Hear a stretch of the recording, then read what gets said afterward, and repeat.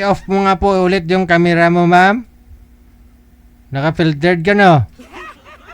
Hindi po. Naka-filtered ka eh.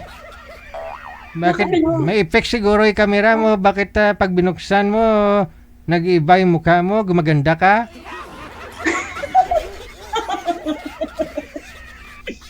Wag kayo gumamit ng filter. Hindi kasi unggoy yung kaano mo. Ay, Hindi po. Kasi monkey. ay. Ano pong pangalan mo? Ayan, Christine po. Christine, tapos nakalagay si baba, Jovi. Ano na yan? It's a prank? Saan ho kayo ngayon, Ma'am Christine? Po. Saan ho kayo ngayon? Saudi po. Ay, nasa Saudi. Ano may paglingkod ko sa iyo ngayong gabi? Gusto mo na ba mag-asawa? Naghahanap lang po ng Meron po talagang nagsasabi dyan ng hindi totoong pangalan. No? Ano po ba talaga pangalan mo, Jovi o Christine? Actually, sa kasama ko po kasi itong Viber. Pangalan niya Jovi. Yes po. Ito po siya. Oh. Tapos, pangalan mo po si Christine. Yes po. Naalala ko na may mga pangalan na ganyan, Christine. Ito lang sa Jovi. Yung Christine kasi, yun po yung crush ko eh. Una kong inibig eh. Ay. Tapos binasted niya ako. Alam mo yun nung araw? Sinusulatan ko yan. May ballpen pa akong kulay pink yan, no? Na mabango. Tapos bibili pa ako ng stationery na mabango, manager. Third year high school ako. Niligawan ko siya. Sinulatan ko siya ng love story. Sinulatan ko siya ng, alam mo yon, love letter ba? Tapos hindi man lang niya binasa, tinapon niya doon sa basurahan. Tapos nakita na mga nakakilala sa akin, pinagkakantsawan ako. Alam mo yon, no? First crush ko yon, hindi niya ako crush, hindi niya pala ako gusto. Yung baon ko na 2 piso araw-araw, iniipon ko yon para makabili ng stationery at saka mabangong bullpen. Tapos binasted ako. Tapos nung siguro after 20 years, nag-PM siya sa akin. After 20 years sabi niya, Jel, kamusta ka na? Sabi niya, mabuti at alam mo, nanonood ako sa'yo. Mga ganon sabi nun sa akin eh. Sabi niya, swerte naman ni Mrs. mo, ni Ay, kasi alam niya, kilala niya si Mrs. eh. Oy, kasi magka-batch lang kami. Sabi niya, swerte naman ni Mrs. Hindi ko nireplyan eh. Black ko Kala niya siguro di ako marunong gumante. Di nga niya binasa yung message ko sa kanya nung niligawan ko siya eh. May love letter ako eh. Nung nag-PM sa akin, black ko Tapos umuwi ako doon sa probinsya siguro, mga year 2022. Umuwi ako doon sa probinsya. COVID pa yun eh.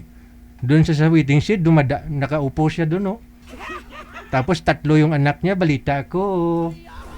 Iba-iba tatay.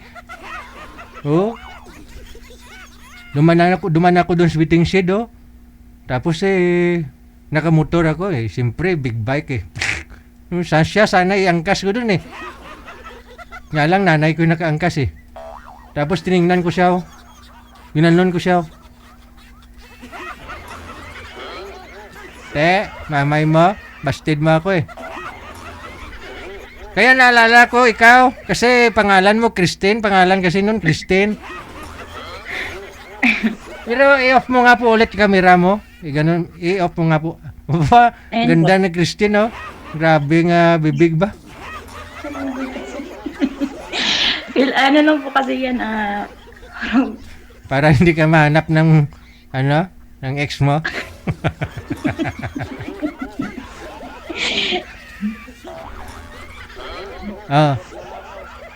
Sana si boy manager? Wala na? Ma'am Joby, ilang taon na po kayo, ma'am? Ay, wag ako. Uy. Ilang taon? 43 po. 43. Hiwalay na kayo sa asawa? Matagal na po walang asawa. Wow. Sumakabilang bahay na po.